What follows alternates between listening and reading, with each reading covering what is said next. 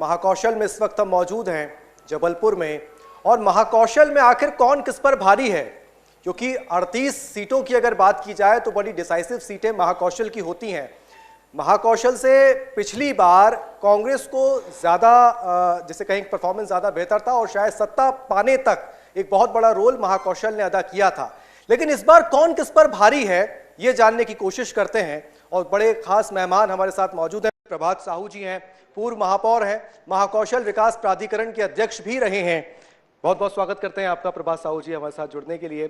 सौरभ नाती शर्मा जी हमारे साथ मौजूद हैं, कांग्रेस के महासचिव हैं प्रदेश में, बहुत बहुत स्वागत करते हैं आपका भी। विप्लव अग्रवाल जी हमारे साथ मौजूद हैं, वरिष्ठ पत्रकार हैं, राजनीतिक विश्लेषक हैं, और जानने की कोशिश करेंगे कि महाकौशल आखिर कितना महत्वपूर्ण दोनों दलों के लिए इस बार बना हुआ है, क्योंकि पिछली बार और उससे पहले 2013 में जाएं तो परिणाम अलग अलग थे। प्रभात साहू जी, महापौर आप रहे हैं, पहले तो जबलपुर की अगर बात करें और पूरे महाकौशल के विकास की अगर बात करें तो जिसका जिम्मा सबसे ज्यादा महाकौशल विकास प्राधिकरण का होता है, उसके अध्यक्ष भी आप रहे हैं। किस तरीके से महाकौशल के विकास को अगर देखें तो वो होना चाहिए था, हुआ है, या अभी और संभावनाएं हैं? 2003 के पहले का महाकौशल और 2003 के बाद का महाकौशल, जमीन आसमान का अंतर आपको दिखेगा। ये गोड़वाना का, हमारी रानी दुर्गावती का एक बड़ा केंद्र रहा है और यहाँ से हम सब की विरासत रही है। कांग्रेस के शासन में कभी महाकौशल पर ध्यान नहीं दिया है। हमने पूरा फोकस किया सबसे पहले आवागमन के साधन। जबलपुर से यदि आप कटनी जाना चाहो, कटंगी, बाकी जगह जो कटंगी जाने में ही 2 घंटे लगते थे, आज आप 20 मिनट में वहाँ पर 25 मिनट पहुँचते हैं। जबलपुर से आप सिवनी, छिंदवाड़ा, सिवनी से यदि आप बालाघाट जाना चाहो, सिवनी से आप नरसिंहपुर आना चाहो, सिवनी से आप मंडला जाना चाहें, मंडला से आप डिंडोरी आना चाहें, बाया निवास होकर जाना चाहें, जबलपुर से अमरकाटक आना चाहें, पूरे महाकौशल का आप देखें एक चरित्र सामने। तो सबसे पहले जो हमारा फोकस आया वो हमने जबलपुर से पूरे महाकौशल की सड़कों को 4 लेन किया। आवागमन के अब साधन, पहले लोग जबलपुर और महाकौशल में आने में हिचकते थे, उनको लगता था कि यार ये तो बहुत पिछड़ा है और या वहां जाने में लोगों को तकलीफ होती थी, दमोह नहीं जा सकते थे, सागर 7 घंटे लगते थे, आज 2.5 घंटे 3 घंटे में सागर टच करते हैं। तो हमने सबसे पहला फोकस किया कि पूरे महाकौशल की जितनी सड़कें थी उनको 4 लेन किया, उसमें विकास के कामों को गति दी। उसके बाद यदि हम देखें जबलपुर की बात करें तो मुझे लगता है 2003 के पहले का जबलपुर में जितनी आपको ये सड़कें 4 लेन दिख रही हैं, ये केवल भारतीय जनता पार्टी की सरकार की देन है। मैं एक के बाद एक गिनाना शुरू करूंगा तो लगभग 1.5 घंटे में केवल अपने 2010 से 2015 तक के कार्यकाल गिना सकता हूँ। जिस नर्मदा जी की हम बात करते हैं, उस घाट के सौंदर्यीकरण की बात करें, आज वहाँ महाआरती होती है, करोड़ों की लागत से ग्वारी घाट में, तलवार घाट में विकास कार्य। जबलपुर में आज फ्लाईओवर हमारा पूरे देश का 2nd नंबर का सबसे बड़ा फ्लाईओवर हमारे जबलपुर बन रहा, उसका एक पार्ट का हमने लोकार्पण भी कर दिया। तो सिलसिलेवार यदि आप देखें, जबलपुर से हमने जो हमारी रिंग रोड है, ये रिंग रोड हमारी बनकर तैयार हो रही, और पूरे देश की सबसे बड़ी रिंग रोड जबलपुर में बनने जा रही है। हाँ। तो एक के बाद एक मुझे लगता है एयरपोर्ट हमारा, हाँ। पहले तो इन्हीं एक आध कोई वो आती थी, हवाई जहाज आती थी, आज लगातार ट्रेनों की बात कर लें हम तो लगातार हमारी, हाँ, जो श्रृंखला वो बढ़ी है, हमने कनेक्टिविटी बढ़ाई है, क्षेत्रों में काम हुआ है, ऐसा सारे क्षेत्रों में काम हुआ। सौरभ नाती शर्मा जी, कांग्रेस के लिए पिछली बार तो बड़ा अच्छे परिणाम लेकर आया था महाकौशल, इस बार क्या लगता है, इस बार भी क्या वही दोहराया जाएगा या फिर चुनौतियां हैं? देखिए, हम पिछले बार भी महाकौशल में भारी थे और इस बार हम और आगे बढ़ के इधर पर भारी हैं। मैं आदरणीय प्रभात साहू जी का बड़ा सम्मान करता हूं, राजनीति में हमारे बड़े भाई हैं। उन्होंने बिल्कुल सही कहा कि 2003 के बाद से 2023 में महाकौशल बदल गया है। सबसे बड़ा बदलाव ये हुआ है कि महाकौशल की जो हमारी ऊर्जा थी, जो हमारा स्ट्रेंथ था, वो महाकौशल से पलायन करके बेंगलोर, पुणे, मुंबई ऐसी जगह पर पढ़ने गया और वहीं पर अपना रोजी रोजगार की व्यवस्थाएं बना रहा है। ये एक बदलाव आया है। महाकौशल की जनता के प्रति भारतीय जनता पार्टी का क्या स्नेह रहा है ये हमने देखा है। न केवल आम जनता बल्कि भारतीय जनता पार्टी के चुने हुए जनप्रतिनिधि गुहार लगाते रहे माननीय शिवराज सिंह जी से कि महाकौशल को कम से कम राज्य की सरकार में प्रतिनिधित्व दें। ना कोई कैबिनेट मंत्री बनाएगा, ना ही कुछ सरकार की तरफ ध्यान दिया गया। और हमारा प्रेम आप देखिए, 2018 में 38 में से 24 सीट हम जीतते हैं। और मध्य प्रदेश में ये पहली बार हुआ है कि जबलपुर में महाकौशल के केंद्र में कैबिनेट मीटिंग कराई जाती है। 3000 करोड़ के प्रस्ताव पास कराए जाते हैं। महाकौशल की धरती से विधानसभा का अध्यक्ष बनाया जाता है। महाकौशल की धरती से 6-6, 8-8 कैबिनेट मंत्री बनाए जाते हैं। महाकौशल की धरती से मुख्यमंत्री बनाया जाता है। और हमारा उस समर्थन के प्रति हमारा ये सम्मान रहा, हम जनता ने जो हमारा सम्मान करा था कि हमने महाकौशल की तरफ ध्यान दिया और यहाँ पर हम लोगों ने वो प्रस्ताव पास करे जो आम जनता के बीच से लेके रखे थे। माननीय प्रभात भैया बोल रहे थे फ्लाईओवर की बात। यहाँ सब जानते हैं कि फ्लाईओवर जब यूपीए 2 की गवर्नमेंट थी, माननीय कमलनाथ जी परिवहन मंत्री थे, उनने इस बात को रखा था। उसका स्वरूप थोड़ा जरूर इनने बदला है, लेकिन श्रेय लेने की राजनीति के चलते उसको 10 साल विलंब से करके आज वो कंप्लीट हो रहा है। ठीक है, मैं आऊंगा सर। विप्लव जी, ये तो राजनीतिक दावे और वादे हैं, बड़े करीब से आप महाकौशल की राजनीति को देख रहे हैं। 2018 के मुद्दे आखिर क्या थे और 2023 में अब जब एक बार फिर चुनावी समर में ये दोनों राजनीतिक दल जा रहे हैं, क्या मुद्दे जनता के हैं, क्या उम्मीदें जनता की हैं, क्या अपेक्षाएं जनता की हैं नेताओं से? देखिए, क्या इसके लिए थोड़ा सा पीछे जाके देखना होगा। 1956 में जब राज्यों का पुनर्गठन हुआ था तो स्वाभाविक रूप से ये माना गया था कि जबलपुर मध्य प्रदेश की राजधानी बनेगा। जबलपुर उस लायक था, स्वाभाविक तौर पर जबलपुर का नाम सामने आया था, लेकिन जबलपुर राजधानी बन नहीं पाया। जब बन नहीं पाया तो जबलपुर को हाई कोर्ट मिला, कुछ केंद्रीय संस्थान, रक्षा संस्थान मिले, लेकिन लोगों के मन में एक टीस तो बनी हुई थी कि महाकौशल का प्रमुख शहर है, महाकौशल का केंद्र है, लेकिन जबलपुर को उसका हक नहीं मिल पाया। और जहाँ तक मेरी जानकारी है, भोपाल शायद सीहोर जिले का एक हिस्सा था, तो भोपाल को तो महाकौशल के मन में ये बात तो शुरू से रही कि हमारे साथ उपेक्षा हुई। ये दोनों दल, दो प्रमुख दल जिनके नाम उस समय अलग थे, बाद में फिर भाजपा कांग्रेस में हुए, केवल 2 प्रमुख दलों में लड़ाई होती थी। तो ये भावना तो बनी रही। और आप समझिए कि शायद 50 से 53 वर्ष हो गए आज, महाकौशल से कोई मुख्यमंत्री नहीं बना है। डीपी मिश्रा आखिरी मुख्यमंत्री थे जो महाकौशल के मुख्यमंत्री कहे जा सकते थे। कमलनाथ जी ने प्रतिनिधित्व किया, लेकिन कमलनाथ जी बाहर से आके लड़ते हैं चुनाव, महाकौशल के मूल निवासी नहीं थे। उन्होंने तो अपना कर्म क्षेत्र चुना, तो वो महाकौशल के मुख्यमंत्री रहे और आगे भी वो यही बात करते हैं। आप कमलनाथ जी को महाकौशल का नहीं मानते? वो बाहर से आके देखिए मध्य प्रदेश की आधे से महाकौशल में आए नहीं, छिंदवाड़ा में जी मध्य प्रदेश की आधे से ज्यादा जो आबादी है वो यहाँ की मूल निवासी 2-3 पीढ़ी के बाद ही बनी है। ठीक है, मैं आऊंगा प्रभात जी, लेकिन सवाल यहाँ पर यह भी है, सुबह से कई सत्र यहाँ पर हुए, बीजेपी के नेता भी आए, कांग्रेस के लोग भी आए। बात यह आ रही है कि प्रतिनिधित्व भारतीय जनता पार्टी ने कांग्रेस की तुलना में अपने नेताओं को थोड़ा कम दिया है। 2-2 कैबिनेट मंत्री, ऐसा कांग्रेस का कहना है कि जब कांग्रेस सरकार थी तो जबलपुर से 6-6। क्या आप मानते हैं? हालांकि प्रदेश अध्यक्ष तो दिया ही है, राकेश सिंह पिछली बार उनके माननीय अजय बिश्नोई जी पूरे 3-3.5 साल गुहार लगाते रहे, उनकी बात तक को उनकी पार्टी ने नजरअंदाज से जवाब ले लेते हैं। और हम लोग उस बात का स्वागत करते, भले ही हमारी विरोधी दल के नेता थे, जनप्रतिनिधि थे वो, लेकिन अगर वो मंत्री बनाया जाते या दीगर कोई भी बनाया जाता तो क्षेत्रवाद के नाते हम लोगों को ये अच्छा लगता, हम लोग इसको स्वीकारते। हम लोग खुद उनके स्वर से स्वर मिला रहे थे कि आपके विरोधी भी महाकौशल को प्रतिनिधित्व दें, मगर ये जो सरकार किस तरीके से बनी गई, ये समूचे मध्य प्रदेश बहुत से मैनिपुलेशन, भैया की पार्टी को बहुत से मैनिपुलेशन करने पड़े थे, इस कारण से मध्य प्रदेश महाकौशल की उपेक्षा की गई। मैं इस बात को समझ सकता हूं। नहीं, महाकौशल की कहीं उपेक्षा नहीं हुई है और महाकौशल निश्चित रूप से अपने आप में भारतीय जनता पार्टी ने, मैं दूसरी बात कहता हूं कि भले हमारी सरकार में मंत्री नहीं रहे, काम में कमी बताओ, विकास में कोई कमी हो तो बताओ। हमने बिना मंत्री रहते हुए आपके 55 साल के विकास के कार्यों में हम भारी पड़े। मैं काम गिना था, आप काम की बात करो। ये सरकार का तय है, ये सरकार को तय करना है, प्रदेश को तय करना है, राष्ट्रीय नेतृत्व को तय करना है कि मंत्री कौन बनेगा नहीं बनेगा। लेकिन यदि हमारे मंत्री नहीं बनने के बाद भी महाकौशल में विकास कहीं रुका हो तो मुझे बताइए। विकास बहुत तेज गति से आगे बढ़ा और उतनी तेज गति से आगे बढ़ा।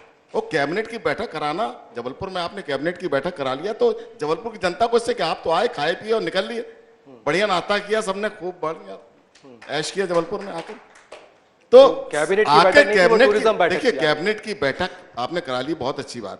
उसके आउटपुट क्या है? उसके आउटपुट ये 3000 उसके करोड़ के आउटपुट प्रस्ताव जो आप पास फ्लाईओवर किए की गए बात थे, करते हैं। 80% जो आप फ्लाईओवर की बात 80% कर रहे जो हो, प्रोजेक्ट पास फ्लाईओवर किए गए की थे वो आप लोगों ने वो तो ठंडे देखिए, बस्ते में डाल दिया। देखिए, फूड ये- टेस्टिंग सौरभ जी, ये तो कैबिनेट की बैठक होगी तो प्रस्ताव तो पास होंगे ही एक होंगे। मिनट, एक मिनट। ये तो देखिए आपकी कैबिनेट की सरकार बैठक है। होती क्यों है ना, पहली बात तो आप समझिए ना आपकी इस बात को। सरकार है, आपको क्या चाहिए था? अगर चलिए वो प्रस्ताव हमारे स्वीकार योग्य नहीं थे, आप उसको रिव्यू करते, आप बोले विकास हुआ। फिर तो सर बात करेंगे कि बांद्रा बांध में भी मैं आपको एक नहीं 100 काम गिना सकता हूं। जबलपुर का एक छोटा सा उदाहरण आपके देता मंत्री हूं। होने के बाद आप जो काम नहीं कर डोमना पाए। में फूड टेस्टिंग लैब पिछले 2.5 साल से बनी हुई है। माननीय मुख्यमंत्री जी उसके उद्घाटन का समय नहीं दे पा रहे हैं, इसीलिए 2.5 साल से वहां की जो फूड टेस्टिंग लैब है वो बन के तैयार खड़ी हुई, लेकिन उसका उद्घाटन नहीं। जिस तरीके से भाई साहब की पार्टी श्रेय लेने की राजनीति करती है, नहीं श्रेय लेने की बात नहीं, हम तो जनता के लिए काम करने वाले लोग, महाकौशल जनता के लिए काम करने वाले। विकास की आप बात कर रहे हैं, यदि श्रेय लेना होता तो 2003, 2008, 2013, 2014 सौरभ जी मेरा एक सवाल ये है, अभी मध्य प्रदेश की तस्वीर को अगर देखें, दो नेता सबसे आगे नजर आ रहे हैं जो लीड करते हुए दिखाई दे रहे हैं, दिग्विजय सिंह और कमलनाथ। ऐसा नहीं है कांग्रेस में नेताओं की कमी है, अरुण यादव हैं, कई और बड़े नेता हैं, राहुल सिंह हैं, यात्राओं में दिख रहे हैं। कमलनाथ जी कह रहे हैं, कमलनाथ जी कह रहे हैं कि मैं चुक चुका हूं, मुझे छोड़ो भाई। सिंधिया जी पहले एक चेहरा थे, वो अब नहीं है, तो दो लोगों के चेहरे के दम पर क्या कांग्रेस मध्य प्रदेश में इस बार नहीं, आप देखिए हमारी जो भी जन आक्रोश यात्राएं निकली हैं वो रीजन वाइज जहां जहां जिन जिन नेताओं को जवाबदारी दी थी उनने वहां पर उसको लीड करा। जबलपुर महाकौशल से लगे क्षेत्र में राहुल सिंह जी की को उसका प्रभारी बनाया गया था, उनने करा। कांतिलाल भूरिया जी थे, जीतू पटवारी थे, अरुण यादव जी थे, वे अपने अपने क्षेत्र में सब रिकॉर्ड है। मैं आऊंगा प्रभा जी, मैं आऊंगा। आया क्या बोले प्रभात भैया? लड़ाई हो रही है आपकी यात्राओं में, वो ये कह रहे हैं। नहीं, झगड़े कर रहे हैं, कांग्रेसी आपस में लड़ रहे हैं, उनका कहने का मतलब ये है। आज से 6 महीने पीछे चली जाइए, जब जन आशीर्वाद यात्रा भारतीय जनता पार्टी के जो जनप्रतिनिधि सड़कों पर निकले थे, मैं समझता हूं 90% जनप्रतिनिधि ऐसे थे जिनको जनता का आक्रोश झेलना पड़ा, जिनके मंचों से, आपके मंचों से भारतीय जनता पार्टी के जो जिला मंत्री थे खरगोन के, उनने इस्तीफा दिया। जनप्रतिनिधि विधायक अपना भाषण दे रहा है, सामने से आदमी अपनी बात रख रहा है तो उसको भगा दिया जा रही है। ये सब तस्वीरें आप लोगों के माध्यम से समूचे एक सेकंड, ये कपोल कल्पित बातें हो रही। अरे मैं आपको हमारी जन आशीर्वाद यात्रा जब भी निकली, डिंडोरी का कल ही लेटेस्ट वीडियो आपको भेज दूंगा। महिलाएं गुहार लगा रही हैं, आउटसोर्स कर्मचारी गुहार लगा रहे हैं, संविदा कर्मचारी गुहार लगा रहे हैं आपके मामले में। और सबसे मजेदार जो मामला अभी मध्य प्रदेश की राजनीति में हो रहा है कि भारतीय जनता पार्टी अपना खुद का नेतृत्व को नकार रही है। 18 साल से शिवराज सिंह जी इस प्रदेश का नेतृत्व कर रहे हैं, भारतीय जनता पार्टी बड़ी कंफ्यूज मोड में है। कांग्रेस में भी तो कह सकते हैं ना, कांग्रेस में भी अभी कमलनाथ जी का नाम सामने आया नहीं, कांग्रेस में कमलनाथ जी अपने आप को मुख्यमंत्री का दावेदार मान रहे हैं ना। मेरे को आप बोलने का मौका नहीं, आप मेरी बात तो सुनिए। जो आप भारतीय जनता पार्टी पर सवाल लगा रहे हैं, हालांकि हालाकमान ने भी कांग्रेस में कमलनाथ को चेहरा तो अभी घोषित किया नहीं है कि यही मुख्यमंत्री होंगे, लेकिन वो अपने आप को मुख्यमंत्री मान रहे हैं ना, पार्टी आप लोग मान रहे हैं ना। आप ये थोड़ी ना कहते हैं कि दिग्विजय सिंह जी के चेहरे पे हम चुनाव लड़ रहे हैं, वो हमारे नेता हैं। प्रमुख दल के नेतृत्व स्वीकारता की बात करेंगे, हमारे यहाँ उसमें कहीं कोई शंका कुशंका नहीं है, लेकिन भारतीय जनता पार्टी में जो अभी सड़फड़ौल हो रही है, जिस तरीके से 7 सांसद 3 मंत्री लड़ाए गए हैं, वे 10 अपने आप में मुख्यमंत्री हैं और उस बात को हवा दे रहे हैं माननीय प्रधानमंत्री जी मंचों से। जब प्रधानमंत्री जी भाषण सुनिए हमारे यहाँ तो पार्टी देखिए, आपके मामा को चिल्ला के गवाही लेनी पड़ रही आम जनता की कि मामा को मुख्यमंत्री चाहते भी नहीं चाहते। जबलपुर और महाकौशल पे प्रधानमंत्री जी जबलपुर आते हैं, मुख्यमंत्री का नाम तक नहीं लेते हैं भाषण में। सौरभ जी आएंगे। प्रभात जी, आप नगर अध्यक्ष भी हैं भारतीय जनता पार्टी के जबलपुर में, अभी 4-4 का आंकड़ा है जबलपुर की। अगर देखिए 4-4 सीटें कांग्रेस और भाजपा के पास हैं। कितनी बड़ी जिम्मेदारी व्यक्तिगत तौर पर आपके लिए है, क्योंकि नगर अध्यक्ष हैं। हमारे यहाँ व्यक्तिगत कोई जिम्मेदारी होती है। हमारे ये डिफरेंस भारतीय जनता पार्टी और कांग्रेस में, कांग्रेस में व्यक्तिगत जिम्मेदारियां चलती हैं, व्यक्तिगत लोग नगर अध्यक्ष संगठन नहीं है वहां पे। हमारे यहाँ संगठन है, हम अध्यक्ष हैं, उसके पीछे पूरा संगठन है। और मैं आपको बिल्कुल दावे से कह सकता हूं कि देखिए, प्रजातंत्र का, जनता का निर्णय आईना दिखाता है। मैं आपको आज इस मंच पे कह रहा हूं कि आने वाले समय में हम जबलपुर से कांग्रेस की विदाई तय कर देंगे। विप्लव जी, बिल्कुल दावे के साथ कह रहा हूं। जबलपुर में दोनों दलों के अपने अपने दावे हैं, लेकिन क्या कांग्रेस की अगर बात करें, क्या कांग्रेस की तस्वीर थोड़ी बदली है जबलपुर में, या अभी भी वही स्थिति है जो पहले वाली थी? देखिए, ऐसा है कि राजनीति में जो आंतरिक रणनीति होती है किसी भी दल की, वो आपकी और हमारी नज़रों में तो नहीं होती। राजनीतिक दल जो भी कदम उठाते हैं वो संकेत होते हैं, संकेतों की भाषा आपको समझनी पड़ती है, और संकेतों की भाषा लगभग दोनों दलों में एक समान है। अभी जो समझ में आ रहा है दोनों दलों में एक समान है, और मुझे लगता है कि जो आंकड़ा अभी का है वही आंकड़ा बरकरार रह सकता है। दरअसल विप्लव जी, मैं चाह रहा था कि आपको दूसरी तरफ लेके जाता। अब मैं अगला सवाल सौरभ जी से ही पूछ लेता हूँ। सौरभ जी, पहले जब आपके बड़े नेता जबलपुर में आते थे, राहुल गांधी आए या प्रियंका गांधी आए, आप लोग झंडे लगाते थे सड़कों पर। इस बार गदा रखी थी आप लोगों ने। जब गदा रख रहे थे तो कभी सोचा था आप लोगों ने कि पहले तो कभी हमने ऐसा नहीं किया, इस बार हम गदा क्यों रख रहे हैं जबलपुर की सड़कों पर? यही तो भारतीय जनता पार्टी को उपलब्धि है। यही तो भारतीय जनता पार्टी को उपलब्धि कि हम सनातन क्यों ले जाते हैं। जितने पत्रकार यहाँ बैठे शायद उन्होंने भी पहली बार देखा होगा। मेरा बस सवाल ये था कि कभी आपके मन में आया था कभी विचार? बिल्कुल, सवाल आपका था, जवाब भाई साहब ने दे दिया कि जब हम गदा लगाते हैं, जब हम मंदिर जाते हैं, जब हम हमारे कलावा कंठी पहनते हैं, तो भारतीय जनता पार्टी को क्यों तकलीफ होने लगती है? क्या पूरे धर्म की ठेकेदारी आपने रखी है? देखिए, कांग्रेस पार्टी कर्म आधारित राजनीति पर विश्वास करती है। धर्म हमारा आस्था का विषय है। हम राजनीतिक दल में काम करते हैं, लेकिन जितने भी सनातनी हैं वो उस धर्म को मानते हैं। लेकिन भारतीय जनता पार्टी का उदय ही सिर्फ धर्म की भावनाओं पे हुआ है। उनके पास ना कोई विकास का एजेंडा रहता है। जिस विकास की बात माननीय प्रभात भैया कर रहे थे, वो बड़ा होकर जबलपुर छोड़ के बेंगलोर और पूना में काम कर रहा है। तो हमने गदा रखी, हमने मंदिर गए, हमने कलावा लगाया, हमने यज्ञोपवीत करवाए। तो एक मिनट, प्रभात भैया आप बड़े भाई हैं, मैं आपको सम्मान से सुन लो। नहीं, छोटे होने के नाते मेरे ऊपर अत्याचार ना करें आप। अगर हमने गदा रखी, हम मंदिर जाते हैं, आप उसमें मीम बनाते, आपको क्या तकलीफ? आप क्यों हमारे मंदिर जाने पे ध्यान दे रहे हैं? आपको तकलीफ ये हो रही है कि जिस राम को रख के आपने अपनी झूठी राजनीति खड़ी करी है, कहीं वो घूम ना जाए, कहीं वो आप हमारे कमलनाथ जी का आपने देखा कितना भव्य जो मंदिर बनाया गया है, उसमें कई मीम बनाए जाते हैं, उसमें कई बातें करी जाती। अरे आप विकास की बात करिए, छिंदवाड़ा जाके देखिए वहां किस तरीके का विकास किया गया, जिस विकास की आप बात कर रहे हैं। सबसे बड़ी बात, चूंकि जिस मुद्दे पे आज हम लोगों को बुलाया गया है, महाकौशल के मुद्दे पे, मैं प्रभात भैया से पूछना चाहता हूं, मध्य प्रदेश में जो इंडस्ट्रियल डिफरेंस है, उसका सबसे बड़ा जो दंश है वो महाकौशल झेल रहा है। इंडस्ट्रियल इम्बैलेंस जो समूचे मध्य प्रदेश में, वो महाकौशल झेल रहा है। कई बड़े चेहरे अभी तक के जो 79 उम्मीदवार सामने आए हैं, उनमें कई बड़े चेहरे महाकौशल से पार्टी ने उतारे हैं। राकेश जी अभी थोड़ी देर पहले हमारे सामने थे, प्रहलाद पटेल जी सुबह थे, फग्गन सिंह कुलस्ते जी की अगर बात की जाए, कई और नाम है, हो सकता है आने वाले अभी 151 नामों में और नाम हो। क्या इससे भारतीय जनता पार्टी की परफॉर्मेंस उधरती हुई दिखाई देगी आपको? मुझे लगता है कि देखिए, हमारे यहाँ संगठन निर्णय करता है, डर है। और कांग्रेस में निर्णय तो संगठन ने कर लिया। राकेश सिंह जी से दिल से पूछिए वो खुश है कि नहीं। अभी मैं थोड़ा सा पीछे जाना, तो अभी हमारे भाई कह रहे थे कि 70 साल बाद उनको भगवान राम याद आ रहे हैं। कल तक वो राम के हमको पीढ़ियों से याद, तो मैं चुप रहा। अब मेरी बात तो सुन लो। अच्छा, बोलिए। भगवान राम के अस्तित्व पे आपने प्रश्न चिन्ह लगाए। आप तो भगवान राम के अस्तित्व को मान ही नहीं रहते, और बाकी सब बातें छोड़ दो। अभी आपके नेता तो जो सनातन की संस्कृति उसको खत्म करने की बात कर रहे हैं। हम तो खुश इस बात से हो रहे हैं कि कल तक केवल एक धर्म को मानने वाले लोग आज कम से कम मंदिरों पे जाके मत्था तो टेक रहे हैं।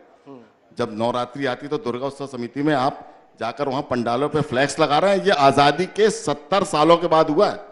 तो हमें तो खुशी इस बात की है कि कल तक आप केवल एक धर्म मानते थे, आज कम से कम 70 साल बाद आपने हिंदू के धर्म के अस्तित्व को स्वीकार किया। आपके तो मैं बधाई मतलब सिर्फ भारतीय जनता पार्टी के लोग ही कांग्रेस के नेताओं को बधाई देना चाहता हूं कि आपने कांग्रेस को छोड़ दें, स्वीकार किया। सिर्फ भारतीय जनता पार्टी के लोग ही धर्म को मुझे खुशी इस बात की, यहाँ बैठी जो आप निश्चित रूप से मध्य प्रदेश का आदमी है, जो देश का आदमी है, वो भी मंदिर को नहीं मानता। बिल्कुल बिल्कुल, आप सिर्फ आपने हमें, मैं तो खुशी है ना इस बात की, आपने हिंदू धर्म को स्वीकार कर लिया। कल तक तो मानते नहीं। आप थोड़ी ना तय करो। 70 साल की बात की प्रभात जी ने, 70 साल की बात की। प्रधानमंत्री हाल में अभी जबलपुर आए थे, 5 तारीख को ही जबलपुर आए थे। रानी दुर्गावती का एक बड़ा स्मारक बन रहा है, उसका शिलान्यास उन्होंने किया। जनजातीय नायकों के सम्मान को लेकर कई कार्यक्रम जबलपुर में हुए। रघुनाथ शाह, शंकर शाह का बलिदान दिवस यहां मनाया गया। केंद्रीय गृह मंत्री यहां पर पहुंचे। बीजेपी ये कह रही है कि 70 साल में इन जननायकों को कांग्रेस ने या जो भी सरकार रही उसने पूछा नहीं, इतिहास से मिटा दिया गया, भूल गए लोग। क्या कांग्रेस का इस पर क्या स्टैंड? जैसे देखें जनता के बीच कांग्रेस इस बात को किस तरीके से लेकर जा रही है? देखिए, ये समूचा मध्य प्रदेश देख रहा है और पूरे देश ने देखा कि जहां कहीं भारतीय जनता पार्टी की सरकार होती है वहां पर किस तरीके से आदिवासियों के साथ शोषण होता है। ये मैं नहीं बोल रहा, ये सबने देखा किस किस तरीके के कांड आते, मेरे को यहाँ वो बोलने की आवश्यकता नहीं है। अब जब समझ में आ रहा है कि महाकौशल में धरती खिसकी हुई है, कैसे उसको रिपेयर किया जाए। आप देखिए मुख्यमंत्री जी अभी पिछले महीने देखे तो महीने में 4 बार आ रहे, वो गैरिसन ग्राउंड जहां सभा होती, मेरा तो आग्रह है कि वो जो टेंट है उसको परमानेंट करके और एक महीना बंदी से आप लोग करा ले तो हो सकता है सरकारी पैसा थोड़ा बचे। आदिवासियों का जितना शोषण भारतीय जनता पार्टी की सरकार में हुआ है, मैं समझता हूं कि ऐसा किसी की सरकारों में नहीं होता। आपको एक बहुत छोटा सा उदाहरण दे देता हूं। गैर वन पड़त भूमि अधिनियम माननीय शिवराज सिंह जी की जब सरकार बनी थी सबसे पहले टेन्योर में, उसमें उनने उसको लागू करा और बड़े बड़े पूंजीपतियों को नियमों का वायलेशन करते हुए कई हेक्टेयर जमीन किसानों की दे दी। एक ऐसा ही मामला जबलपुर खेरी का था, विप्लव जी जानते हैं उस मुद्दे को। 400 के पास जा रहा हूं। हाँ नहीं, मैं सिर्फ बता रहा हूं चूंकि वो जबलपुर के उस मुद्दे को उन्होंने बड़ी बारीकी से देखा था। भारतीय जनता पार्टी की सरकार रहते हुए दिवंगत, मैं उनको बड़ा श्रद्धापूर्वक नमन करता हूं, ईश्वर दास रोहानी जी उस समय विधानसभा अध्यक्ष थे, उनके कई परिचित, उनके रिश्तेदारों को वो जमीन दे दी गई थी और वहां पर जब कांग्रेस ने संघर्ष करा तो उनकी जमीनें लौटी। किस तरीके से अत्याचार आपने देखा कि अनेकों जगह से जो शोषण की खबरें आती हैं। तो भारतीय जनता पार्टी को अभी समझ में आ रहा है कि महाकौशल क्षेत्र जो कि हमारे आदिवासी साथियों की धरती रही है, जैसा आपने मूल निवासी की बात करी, यहाँ के मूल निवासी तो वास्तव में वही थे, उनके अधिकारों को सुरक्षित करने के लिए उस भावना से हम लोग काम करते हैं और वही कारण था कि 2018 में 38 में से हम लोग 24 जीते थे और इस बार हम लोग 38 में से कम 32-34 जीतने जा रहे हैं। विप्लव जी, महाकौशल की जब बात आती है तो आदिवासी क्षेत्र एक बड़ा मध्य प्रदेश में है। जनजातीय गौरव दिवस की शुरुआत मध्य प्रदेश की धरती से होती है, राष्ट्रपति आती हैं, इस कार्यक्रम में शिरकत करती हैं।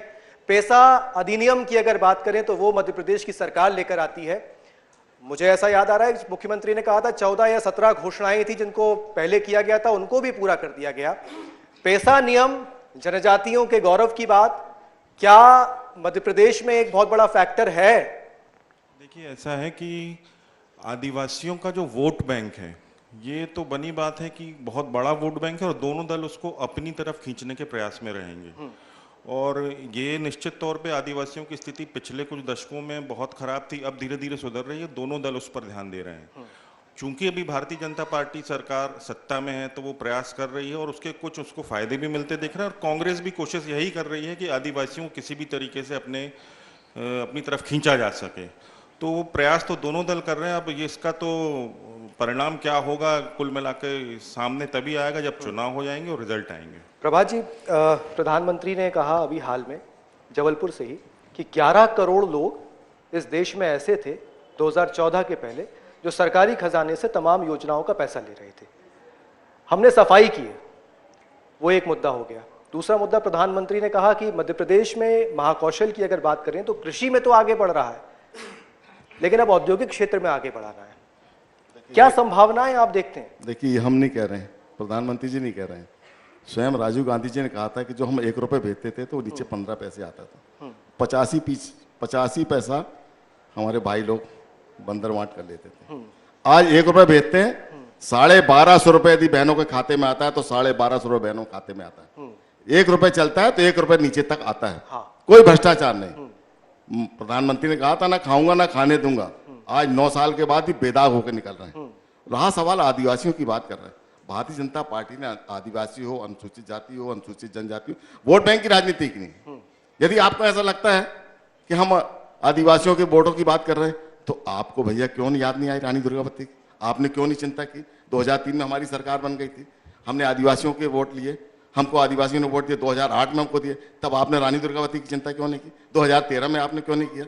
हमने यदि चिंता की तो आपको वेट में तकलीफ क्यों हो रही? हमने ये कहा कि संत रविदास केवल अनुसूचित जाति के संत नहीं थे, संपूर्ण मानव जाति के संत थे। उन्होंने जो दर्शन दिया वो संपूर्ण मानव जाति के लिए दर्शन दिया, और इसलिए जिनको इतिहासकारों ने, कांग्रेस के इतिहासकारों ने दबा के रखा, हमने ऐसे महान संतों को, ऐसे महापुरुषों को निकाला। आज वो 100 करोड़ की लागत से थी रानी दुर्गावती का जो हमारा स्मारक बन रहा है, हमारा महाकाल का लोक बन रहा है, हमारे बनारस में बन रहा है। मध्य प्रदेश में आप चारों तरफ से अभी हमारे 100 करोड़ से ऊपर का हमारे संत रविदास जी का जो लोक कल्याण बन रहा है, तो इतिहास मैं ये कहना चाहता हूँ कि यदि आपकी सरकार ऐसा बदला तो आपने गोडसे को गांधी के ऊपर ला दिया, गोडसे के मंदिर आप बनाने लगे। ये आप इतिहास पढ़ाना चाहते हो आगे आने वाली पीढ़ी को, क्योंकि आपके पास कोई फैक्टर नहीं था। आपकी सरकार आई तो आपने 2003 से आदिवासियों के उत्थान के लिए प्रभात भैया 2003 से 2023 तक आदिवासियों के उत्थान के लिए आपकी सरकार ने क्या कर दिया? वो कन्यादान झूठे वादे करके, और जहां तक आंकड़े की बात है, मिलते थे वो बंद, जहां तक आंकड़े की बात है, देश में जो आंकड़े प्रस्तुत किए जा रहे हैं। सौरभ जी, एक मुद्दा आप शायद मिस कर रहे हैं, जो मुझे लगता है मैं ही बता देता हूं आपको। रोजगार का मुद्दा आप मानते हैं या नहीं मानते हो कि आपका केंद्रीय नेतृत्व मानता है? लेकिन सुनिए ना, सवाल पूरा सुनिए। आपका केंद्रीय नेतृत्व, प्रियंका गांधी जब जबलपुर पहुंची तो उन्होंने ना कई सारे घोटाले बताए। उन्होंने कहा कि मध्य प्रदेश में 222 महीने में 223 घोटाले जो हैं वो बीजेपी की सरकार ने किए, और 20-25 घोटाले गिना भी दिए उन्होंने। और एक और आंकड़ा उन्होंने दिया, उन्होंने कहा कि मध्य प्रदेश में केवल 21 रोजगार बीजेपी की सरकार ने दिए हैं। कुछ आपको बताया उन्होंने कि कौन कौन से वो 21 रोजगार थे? क्योंकि बीजेपी तो कह रही है कि हमने तो लाखों रोजगार दिए हैं। कुछ 21 रोजगार बताए होंगे आपको कि आप जाइए जनता के बीच बताइएगा, वो कुछ चर्चा हुई थी कभी? देखिए, भारतीय जनता पार्टी की सरकार है, मैं समझता हूं इस पे प्रभात भैया बता दें कि 20 सालों में कितने रोजगार तो गिना दिए थे, वो रोजगार सुनिए ना, अरे मैं समझिए, वो 21 उनसे पूछ के बता लूंगा जिनने बोला है आपको। आपको नहीं बता के गई थी क्या? सुनिए, आप जनता के बीच में जाएंगे। जहां आपने घोटालों की बात करी, तो ये क्या प्रदेश ने नहीं देखा अभी पटवारी? नहीं, मैं रोजगार, सर देखिए घोटालों पे बात हो रही है, मैं रोजगार पे आपसे पूछ रहा हूं। अच्छा सुनिए, सबसे निवेदन कर रहा हूं सर, मैं रोजगार पे आंकड़े जानना चाह रहा हूं, क्योंकि वो बड़ा विवादित मुद्दा हुआ था कि 21 रोजगार आखिर कौन से हैं, और क्या वाकई 21 रोजगार मध्य प्रदेश में दिए हैं बीजेपी की सरकार ने? मैं ये पूछ रहा हूं। नहीं, वो मेरा कोई इशू नहीं है, कोई मुद्दा नहीं है। आपने मेरे से बोला कि जवाब ले लेना। आपने मेरे से कहा कि रोजगार जैसे महत्वपूर्ण विषय को मैं भूल गया। मैं भूल नहीं गया, मैंने सबसे पहली बात जो यहाँ पर कही थी वो कही थी कि जबलपुर का जो नौजवान है यहाँ से पलायन महाकौशल का, अरे प्रभात, क्या उनके लिए क्या छोड़ा? आपके जितने परिचित के हैं, आपके जितने परिचित के हैं, उनके बच्चे यहाँ जितने लोग बैठे हैं, मैं समझता हूँ इनके परिवार के बच्चे भी जबलपुर और महाकौशल की धरती को छोड़ के नागपुर चले गए, बेंगलोर चले गए। आज स्थिति यह है कि जबलपुर में आदमी इलाज नहीं कराना चाहता, यहाँ के चिकित्सा व्यवस्था पर विश्वास नहीं है। कहने को 7 यूनिवर्सिटियां हैं। आप प्रभात भी बताता हूं आपको, जबलपुर का जब एक मिनट मुझे ये बता दो कि आजादी के बाद से 55-60 साल तक आपकी सरकार थी, रोजगार के कितने साधन आपने उपलब्ध कराए इस प्रदेश के? अरे हमने कराए, जिसको आप बेच रहे हैं। रेलवे आप बेच रहे हैं, भेल आप बेच रहे हैं, आपने जीसीएफ बेच दी है, जीआईएफ बेच दी, बीएफजे बेच दी। ये सबका सेंट्रलाइजेशन हमने करा, इसका सरकारीकरण हमने करा। ये तो किसानी ये रेलवे हमने, हमारी जो पॉलिसी बनती थी, 5 मिनिमम प्रोग्राम जो बनते थे, वो इसके लिए बनते थे कि राष्ट्रीयकरण हो, ताकि इस आवाम की जो देश में रहने वाले हैं उनको सरकारी नौकरियां मिले। आपने आज पेंशनरों की क्या स्थिति कर दी है? ओपीएस पे आप बोलना नहीं चाहते। जितने सरकारी डिपार्टमेंट है 90% आउटसोर्स और संविदा पे चल रहे हैं, ये कर दिया आपने। हमने जो जोड़ा था आपने उसको लुटा दिया, अंबानी को दे दिया, माल्या को दे दिया, मेहुल चौकसी को दे दिया, ना खाऊंगा ना खाने दूंगा, सबको आप खिलाते रहे। आज हमने जो किया, गरीब आदमी है इस 10 साल में, जो गरीब था और गरीब होता है, जो रईस था और रईस हो गया। आप इस बात पे गर्व कर रहे हैं कि अंबानी विश्व का सबसे रईस आदमी बन गया। आपने देखा कि विश्व का सबसे गरीब आदमी जो है वो हिंदुस्तान में वास करता है। आप अपनी पॉलिसी की बात कर रहे हैं। और जहां तक आंकड़े की बात है, आपके आंकड़े तो ये होते हैं जो 1 रुपए चलता है ना, आंकड़े में आप 2.5 रुपए बांटना दिखा दोगे। सौरभ जी, आप और प्रभात जी बहुत सीजन नेता हैं। मुझे लगता है कि डिस्कशन से हम बातें करेंगे तो ज्यादा बेहतर होगा, क्योंकि मुद्दे आएंगे। देखिए, जिन बातों को आपने कहा ना, विधानसभा के चुनाव में शायद बहुत ज्यादा मुद्दे, जनता को सड़क, पानी, बिजली के मुद्दे चाहिए सर। नहीं, सुनिए ना, मैं बात सुने। बेसिक आप विधायक से क्या चाहता है? वो मेहुल चौकसी की बात तो नहीं करेगा ना विधायक से। वो विधायक से चाहेगा कि मेरे घर का सड़क, मेरे सामने सड़क अच्छी बन जाए, पानी आ जाए। मैं वहीं से करूंगा जिससे रोजगार क्रिएट हो सकते थे। वो पूंजी तो इन उद्योगपतियों को बांट दी। आप बता दो आजादी के बाद से कोई बड़े रोजगार के साधन आपने उपलब्ध कराया तो बताओ। आप बताने के लिए कुछ है नहीं आपके पास? 2014 से अब तक डबल इंजन की सरकार मध्य प्रदेश में, मेडिकल हॉस्पिटल, मेडिकल यूनिवर्सिटियां, आप मानते हैं? वो तो फिर जबलपुर भी आपने बसा दिया। अरे प्रभात जी, नहीं तो 70 साल में हमने करा, तब तो आप बेच पा रहे कि कांग्रेस नहीं होती तो हम तो ऊपर नहीं आते। अरे प्रभात जी, अच्छा, तो ये 15 साल का भी हिसाब दोनों से पूछेंगे, आपसे पूछेंगे, क्योंकि आपकी सरकार 15 साल भी रही, 15 महीने भी रही है यहाँ पे। प्रभात जी, डबल इंजन की सरकार मध्य प्रदेश में रही है। डबल इंजन की सरकार केंद्र की योजनाएं और राज्य की योजनाएं किस तरीके से प्रभाव डाल रही है मध्य प्रदेश की महाकौशल की जनता पर खास तौर से? मुझे लगता है कि यदि आप ईमानदारी से आकलन करेंगे, हाँ तो भूतो ना भविष्यतो। हाँ, इनके नेता तिरपाल और पन्नी बांटते हैं। अभी मैं 7 दिन पहले आपका आप पूछते पहले हैं, सुन आप तो इस लो तरफ मेरी बात, पूछ सुन तो जाते लो। हम पक्के मकान दे रहे हैं। 10 साल की कभी केंद्र किसी ने सरकार में कल्पना की जबलपुर थी, में कभी क्या आपने हुआ, कल्पना तो की ये थी बता कि किसी गरीब को उसको पक्के मकान प्रधानमंत्री आवास योजना के माध्यम से उनकी 2.5 लाख स्थितियां रुपए देख का लीजिए मिले। जाके। अरे आप जाओ, आप मेरे साथ चलो ना। चलिए मेरे साथ अरे आप मेरे साथ चलो ना, मेरे साथ मैं कटौंधा आपको चलिए, दिखाता हूँ प्रधानमंत्री। मेरे साथ अभी मैं पन्नी 7 दिन मोहल्ला पहले एक घर चलिए, में गया, मैं आपको 15 लेके मकान बने चलता हुए हूँ। थे उनकी छतें प्रधानमंत्री खोल आवास। के जब मैं रखी। उनके घर गया तो उन्होंने मुझे बताया कि मैंने कहा ये घर आपने बहुत सुंदर घर बनाया। बोले भाई साहब प्रधानमंत्री आवास योजना से मुझे पैसा मिला। हम उन लगातार 15 घरों में गए। देखिए राजनीति करना अलग बात है, चिल्लाना अलग बात है। प्रजातंत्र में जनता के बीच में जाओगे ना, तब हम बोलेंगे कि प्रधानमंत्री हमारे प्रधानमंत्री ने पक्की छतें दी, 2018 पक्की में छतें दी जनता ने हमारे आपको- प्रधानमंत्री 2018 में जनता ने आपको क्यों अस्वीकार दिया? केवल करप्शन, 2018 में आपको क्यों केवल अस्वीकार आपका दिया? जो और वल्लभ आपकी भवन था, लाडली- सुनिए, वल्लभ भवन था, सुनिए। वो केवल करप्शन का अड्डा बन गया, लेन देन का अड्डा बन गया, कोई काम नहीं हुए। आप इससे बड़ी बात मैं बताऊं आपसे, आप जरा मुझे बताएं कि बेटी बचाओ बेटी पढ़ाओ के तहत मुख्यमंत्री कन्यादान योजना आपकी सरकार ने बंद कर दी, क्योंकि आपके पास पैसा। अरे आप बताइएगा, आपने बंद कर दिया। सौरभ जी, हमारी जनता भी सरकार है, आई तो हमने जनता बेटियां भी है, ये जो कि बेटियां चुनाव में बैठी हैं, जरा आपको बताएं। सुनिए, गाँव मैं में बता आपको रहा हूं। जनता के बीच में ही जाना है, और ये प्रबुद्ध जन मैं बता बैठे हुए रहा हूं। सामने, और यही वो जनता है जो आपको वोट करेगी। तो कुछ सवाल बिल्कुल जनता के भी ले लेते हैं। सुनिए सुनिए, आप दोनों तो मंचों पे लड़ेंगे ही, लेकिन जनता भी आपके सामने है। भारतीय कोई जनता सवाल? भाई साहब सुनिएगा। अच्छा हाँ, सॉरी। जनता जनार्दन है सर, लोकतंत्र में यही सत्ताएं बनाती है, इसको सुन लें। गुड इवनिंग सर, नमस्ते। मेरा नाम तुष्टि है। मेरा सवाल प्रभात सर से है। मेरा सवाल ये है कि जो अभी बीजेपी ने केंद्रीय मंत्री और सांसदों को चुनाव के मैदान में उतारा है, इस फैसले में उनका क्या मतलब, जो मुख्यमंत्री को लेके क्या डर दिख रहा है? मुख्यमंत्री को लेकर क्या डर? हाँ। प्रभात जी, क्या बोले? जो बड़े नेताओं को पार्टी ने उतारा है, तो क्या कोई डर दिख रहा है पार्टी को? ये आपको लगता होगा, ये तो पार्टी का अपना निर्णय होता है। हम निर्णय करते हैं, लोगों को उतारते हैं पार्टी में, इसमें कहीं कोई भय की बात नहीं। और कोई सवाल? ऐसा कहीं कुछ नहीं है, ये पार्टी का निर्णय है और पार्टी के निर्णय को सब स्वीकार करते हैं। उनको लगा कि उनको चुनाव लड़ना चाहिए।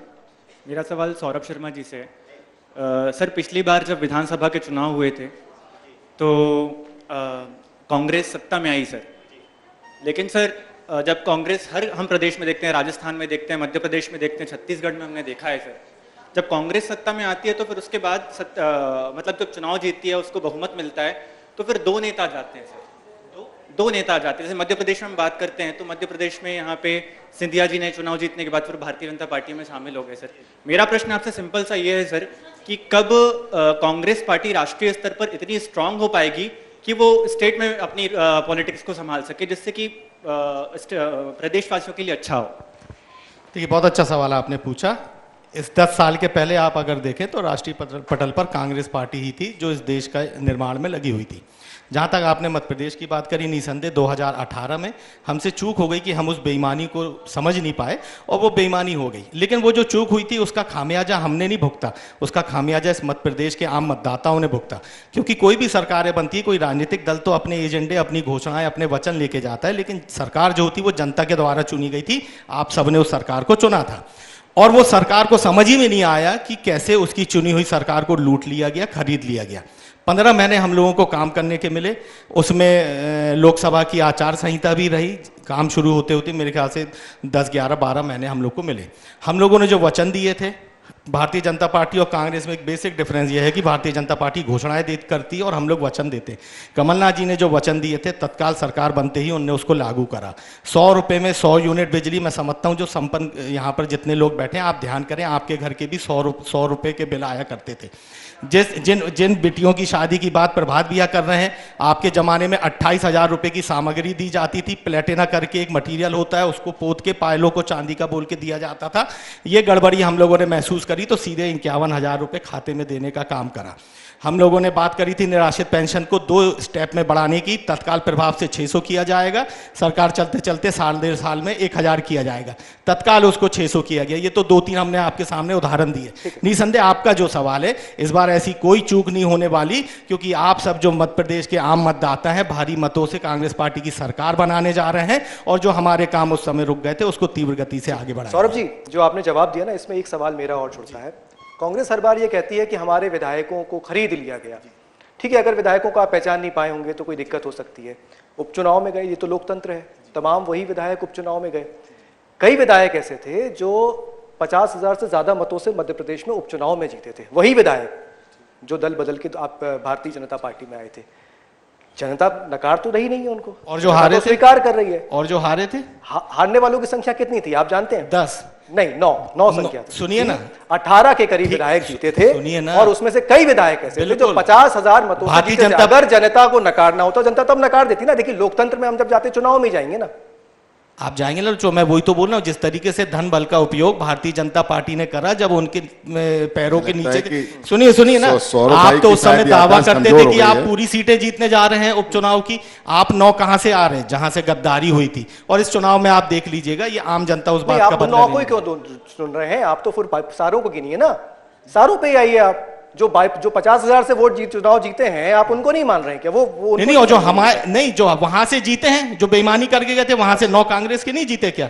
विप्लव जी, महाकौशल के तो कई मुद्दे हैं ही, साथ साथ अगर महाकौशल में संभावनाओं को तलाशें, रोजगार की संभावनाओं को तलाशें या औद्योगिक संभावनाओं को तलाशें, एक बड़ा ऑर्डिनेंस का एक बड़ा क्षेत्र है। देखें तो 4 फैक्ट्रीज ऑर्डिनेंस को लेकर यहाँ पर है, जो मध्य प्रदेश में अंबानी के हाथ जा गया है। अच्छा, हाँ, ठीक है सर। वो जनता ना जिसके सामने पड़े, पानी नहीं आता, सड़क नहीं आता, सड़क नहीं है, वो सर वो पूछती है सवाल, अपने उस विधायक को ढूंढती है कि कहाँ है। अच्छा, जबलपुर में सबसे बड़ी दिक्कत एक जनता के बीच में सवाल यह है कि जनप्रतिनिधि, चाहे वो कांग्रेस को चाहे भाजपा को, आसानी से उपलब्ध नहीं है। सबसे ज्यादा अंबानी जी को काम इनकी सरकार ने दिए। अगर उसमें पीछे चले जाएंगे ना, और अच्छा, GCF किसने बनाई, किसने बनाई? सर सुनिए ना, ऑर्डिनेंस फैक्ट्री जितनी है वो आप हमसे पूछ रहे हो 70 साल से कि हम इतनी बड़ी बड़ी इमारतें आपको दिखा रहे हैं, आप बोल रहे हो आपको दिख नहीं रही कि हमने क्या करा 70 साल में। ठीक है सौरभ जी, संभावनाओं को तलाशने थोड़ा वो भी जरूरी है। जनता तो आपकी बहस में उलझ जाएगी तो फिर शायद संभावनाओं को ले नहीं पाएगी। विप्लव जी, रोजगार के कई साधन उपलब्ध होंगे। आज मेक इन इंडिया और आत्मनिर्भर अगर हम रक्षा के क्षेत्र में बन रहे हैं तो जबलपुर का एक बहुत बड़ा योगदान है। रोजगार के क्षेत्र के लिहाज से अगर समझें तो ये कितना बड़ा फैक्टर है जबलपुर के लिहाज से? जबलपुर में देखिए 4 बड़े रक्षा संस्थान है, और जो बोफोर्स तोप है वो भी जो रीअसेंबलिंग है वो जबलपुर में ही होती है। और सबसे मेन बात ये आप समझें कि किसी भी क्षेत्र के विकास के लिए वहाँ पे राजनीतिक नेतृत्व का सुदृढ़ होना बहुत जरूरी है। जबलपुर में विकास हुआ, सब कुछ हुआ, लेकिन जबलपुर की जनता को समझिए आप, महाकौशल क्षेत्र की एक मांग है कि जबलपुर को एक अच्छा प्रतिनिधित्व चाहिए। और मुझे लगता है कि मैं जनता के मन की बात अगर करूं तो जनता को यह लगता है कि जबलपुर को या महाकौशल को कभी भी मुख्यमंत्री का पद नहीं मिला है। तो कोशिश तो जनता की ये होनी चाहिए कि यहाँ पे कुछ ऐसा काम करे जनता भी कि यहाँ से जबलपुर को मुख्यमंत्री का पद मिले, और नेताओं को भी, दलों को भी ये विकास या जितने भी उपहार हैं या जो भी सब बातें तब संभव हो पाएंगी जब यहाँ पे सुदृढ़ राजनीतिक नेतृत्व होगा। हाँ। आप देखिए, ये मैं स्पष्ट रूप से कहता हूँ, आज इंदौर में और भोपाल में मेट्रो रेल का उद्घाटन हो गया है, लेकिन जबलपुर में अभी नहीं हो पाया। और ये दोनों दलों के लिए लागू है ये बात, जब तक आप राजनीतिक नेतृत्व थोड़ा सुदृढ़ नहीं करेंगे तो काम हो नहीं पाएगा। जबलपुर को तो जो होना था, जो हो सकता था, वो हो नहीं पाया, ये तय है। जबलपुर आगे बहुत बढ़ सकता है, अभी बहुत पर्यटन की यहाँ पर संभावना है। 3 नेशनल पार्क जबलपुर से लगे हुए हैं, लेकिन उनका भी एक तरीके से जैसा उनको एक मान मिलना चाहिए, सम्मान मिलना चाहिए, पर्यटन आना चाहिए, वो नहीं हो पाया। उस पर काम होने की आवश्यकता है। प्रभात जी, इस बार दे देंगे कि जबलपुर से मुख्यमंत्री अगर आपकी सरकार बनती है तो? कांग्रेस कह रही हमने दे दिया है, महाकौशल से बनेगा कांग्रेस। सौरभ भाई घोषणा करने की मुख्यमंत्री यहाँ से मिलेंगे। सौरभ भाई घोषणा करने, जब मुख्यमंत्री आपका तब मिलेगा जब जनता आपको जिताएगी तब ना। जनता तो भाजपा को जिताने के लिए बैठी हुई है। अब आप यदि हसीन सपने देखते रहो तो अलग बात है, लेकिन मुझे लगता है कि जितने काम भारतीय जनता पार्टी की सरकार ने किए, हम आपस में आरोप प्रत्यारोप कुछ भी लगाते रहे। प्रजातंत्र में जनता का निर्णय सर्वोपरि होता है। और सौरभ भाई इस बात को भूल रहे हो, आप कि यदि 18 महीने की सरकार आपके लोग बदल के बिक के आ गए, तो सबसे ज्यादा यदि इस देश के अंदर सरकार गिराने का काम किया तो कांग्रेस ने किया। 1992 में हमारी चुनी हुई सरकार आपने गिरा दी। ऐसे कितने लगातार आप देखिए पूरे देश के अंदर आप सीनियर पत्रकार हैं। सरकारें सिद्धांतों के आधार पर गिरी थी, आपने आपकी बेईमानी के चलते गिरी थी। अभी तो खरीदी जा रही है सरकार, गोवा में खरीदी जा रही, कर्नाटक में खरीदी जा रही, मेघालय में खरीदी जा रही, मध्य प्रदेश में खरीदी जा रही। सिद्धांतों के आधार पे आपकी सरकारें गिरी थी उस दौर पे। अभी सिद्धांतों की नहीं, अभी धन बल के आधार पर आप कर रहे हैं। सिद्धांत का और कांग्रेस का तो दूर का नाता नहीं। फैक्टर है मध्य प्रदेश में आधी आबादी जिसको कहा जाता है महिला फैक्टर। महिला वोटर्स को लेकर दोनों राजनीतिक दल अलग अलग वादे कर रहे हैं। भारतीय जनता पार्टी ने हाल में लाडली बहना योजना मध्य प्रदेश में मुख्यमंत्री जी लेकर आए हैं।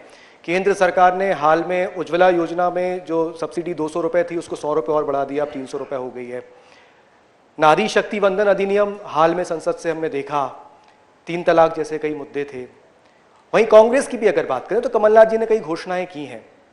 क्या लगता है महिलाएं मध्य प्रदेश की, खासतौर के महाकौशल की, आप तो कहेंगे कि हमारी तरफ ही जाएंगे, लेकिन जिस तरीके से जो काम भारतीय जनता पार्टी ये करी कि हमने कर दिए हैं, किस तरफ जाती हुई आपको लगता है? आप कांग्रेस की तरफ है?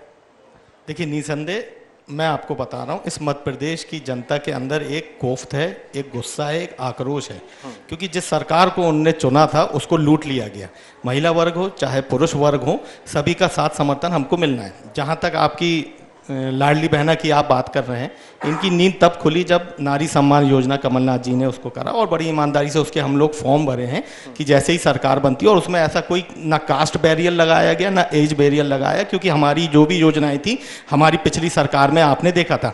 मैं तो बल्कि भारतीय जनता पार्टी के कई नेताओं से, कई जनप्रतिनिधियों से मैं आग्रह करता हूँ कि अगर वाकई में आप लाडली बहना योजना को, अगर सरकार आती है जिसके आसार कम दिख रहे हैं कि आपकी सरकार आती है, तो 5 साल आप अगर उसको चलाएंगे तो एक शपथ पत्र दें कि हम 5 साल तक आप हमारा जो लाडली बहना योजना है हम उसको लागू रखेंगे और 5 साल तक उसको 3000 तक पहुंचाएंगे। एक शपथ पत्र देने का आप काम करें, क्योंकि शिवराज सिंह जी की घोषणाओं पे ना इस प्रदेश को विश्वास है, ना महाकौशल के किसी मतदाता को विश्वास है। लाडली बहना योजना इसलिए शुरू की गई क्योंकि नारी सम्मान योजना जो कमलनाथ जी ने जिसका वचन दिया था, हम लोगों में घोषणाएं नहीं होती, उसको बड़े अच्छे से महिलाओं तक पहुंचा जा रहा था। लेकिन शिवराज सिंह जी चूंकि उनकी सरकार है, उनको लगा तत्काल 2-3 महीने अगर मेरे द्वारा दिया जाता है तो महिला वोटरों का समर्थन मेरे साथ हो जाएगा। मगर ये उनके मन का भ्रम है, क्योंकि शिवराज सिंह जी की जो भी घोषणाएं होती, जो भी वादे होते हैं, मैं तो कल एक सोशल मीडिया में देख रहा था, वो तो कौन बनेगा करोड़पति में भी चल गया कि घोषणा वीर मुख्यमंत्री किसको बोला जाता है।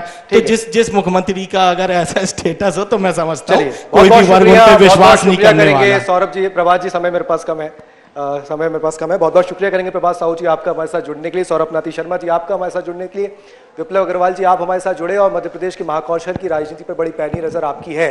लेकिन एक बात जरूर तय है कि महाकौशल में अभी एक वर्ग ऐसा है राजनीति में जो केंद्र के या मध्य प्रदेश के बाहर के मुद्दों पर मध्य प्रदेश में राजनीति करना चाहता है, वो मुद्दे मध्य प्रदेश में लाना चाहता है। अब सवाल यह है कि जनता किसके वादे और किसके दावों को सही मानेगी, ये तो वक्त ही बताएगा जब चुनाव के परिणाम आएंगे। फिलहाल इस सत्र में इतना ही। आप सबका बहुत बहुत धन्यवाद। बहुत बहुत धन्यवाद।